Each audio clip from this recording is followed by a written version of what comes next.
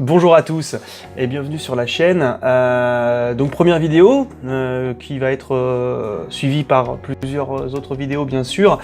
On va parler SEO, on va parler site internet, on va parler WordPress bien sûr, donc site internet, WordPress, on va parler business sur internet, donc on va vraiment s'intéresser à tout ça, à tout ce que moi j'aime aussi. Et donc pour cette première vidéo, je voulais vous parler du bouquin que j'ai lu sur le SEO, qui est le bouquin américain le plus commenté et le mieux noté de Amazon États-Unis. Donc il s'agit de SEO 2019 de Adam Clark. Donc c'est un bouquin qui va faire 200 pages environ et qui est cité dans beaucoup de listes, des bouquins absolument à lire et qui permet à la fois de rafraîchir les bases et puis de développer certaines choses importantes en SEO, parfois qu'on ne pense pas. Donc on va commencer tout de suite. Qu'est-ce que dit Adam Clark dans son bouquin? Donc premier critère important, Google se base sur 3 piliers fondamentaux pour faire ranker votre site. Le premier, c'est la confiance que Google vous apporte. C'est-à-dire que votre site doit apporter des informations légitimes, ne doit pas tromper l'utilisateur et doit être aussi, de confiance pour d'autres sites. Donc c'est-à-dire qu'on va beaucoup parler de backlink. Là encore, en fait, la confiance, la confiance fait partie, les backlinks font partie de la confiance que Google peut vous accorder. L'autorité aussi du site, donc est-ce que le site est reconnu par ses pairs, donc en fait par d'autres sites qui sont aussi eux de confiance et qui font des liens vers votre site, et puis aussi par tout ce qui est réseaux sociaux.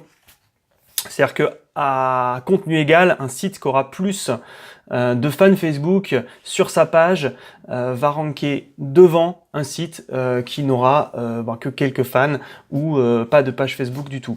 Donc ça, on va y revenir un petit peu plus tard dans tout ce qui est cette notion de réseaux sociaux et de SEO. Et c'est vraiment un point assez important dans le livre que j'ai trouvé intéressant.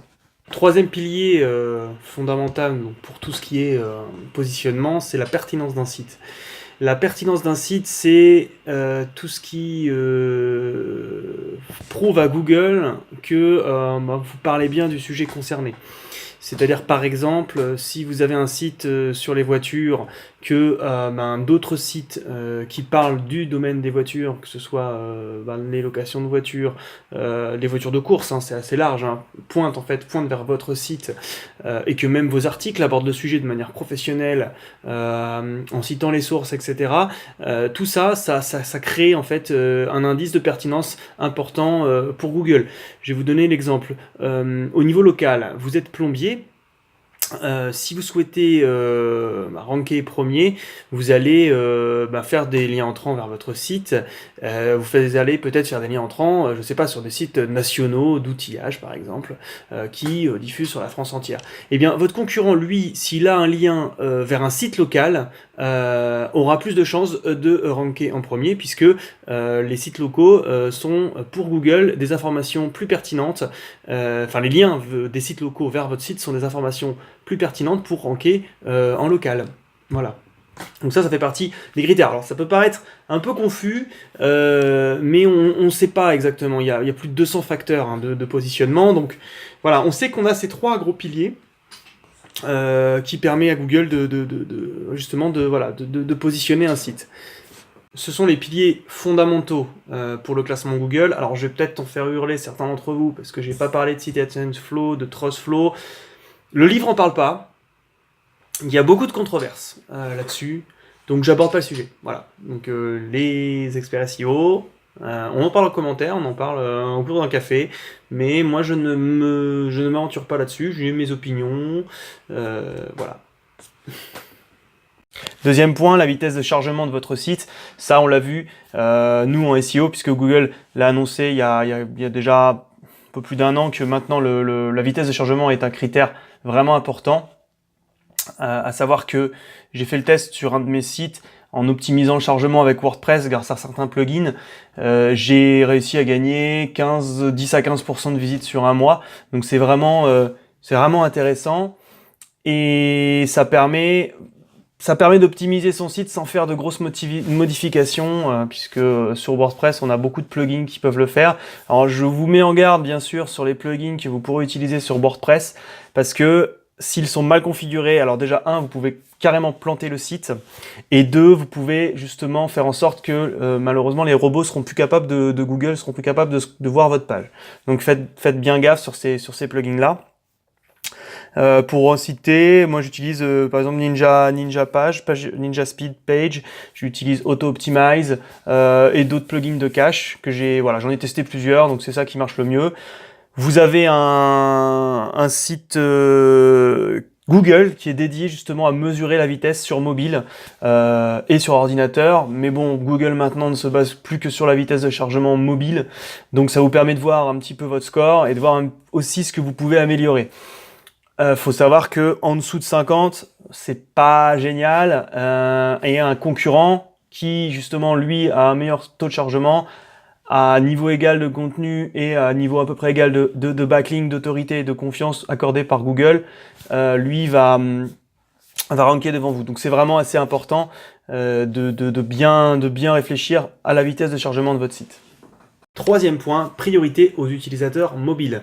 Donc, en juillet de l'année dernière, Google a déployé son Index Mobile First, ce qui veut dire que l'algorithme prend maintenant en compte les pages mobiles avant les pages destinées aux ordinateurs.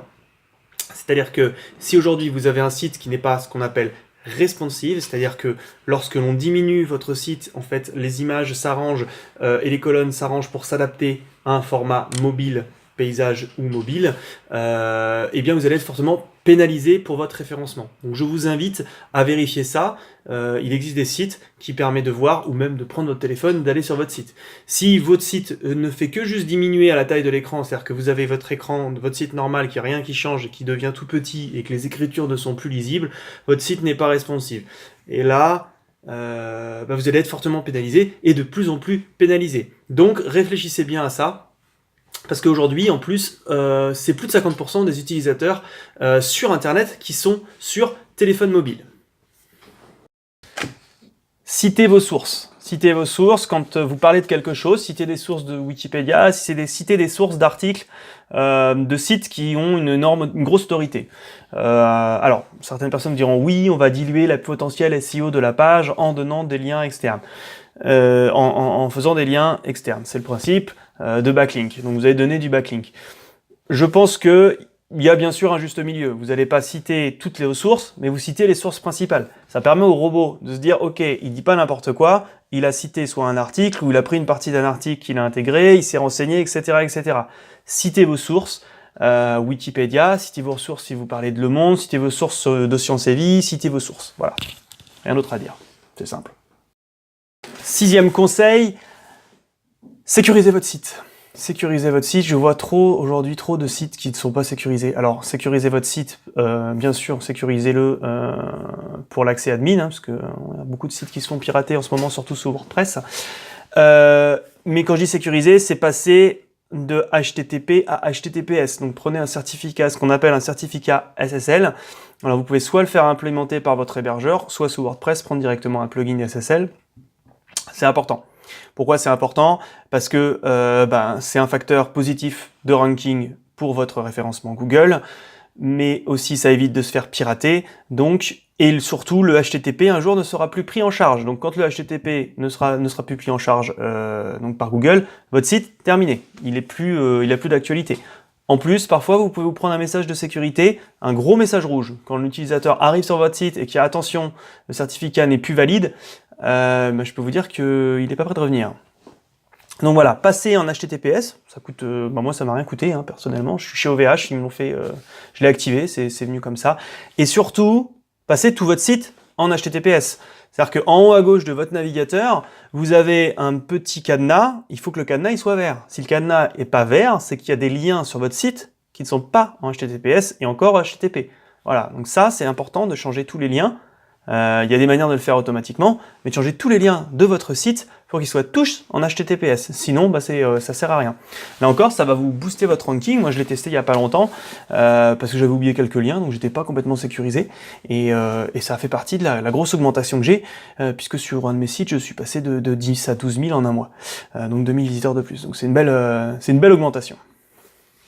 C'est la fin de cette première vidéo et surtout la fin de cette première partie de vidéo parce que j'en ai encore pas mal à vous dire et j'ai pas envie que la vidéo dure plus de 10 minutes. D'ailleurs, je pense que ça va déjà être un peu plus de 10 minutes. Moi, les vidéos de plus de 10 minutes aussi, ça me saoule. Donc, on va faire ça en plusieurs parties. Donc voilà, c'est la première partie de la vidéo. Si vous souhaitez avoir une checklist SEO pour regarder si votre site correspond vraiment aux bases des critères SEO de Google, vous pouvez en description télécharger ma checklist SEO. En attendant, on s'abonne, on met un pouce vert, bleu, et on se retrouve très prochainement pour une autre vidéo sur le même sujet, SEO, WordPress ou Business Internet. Merci.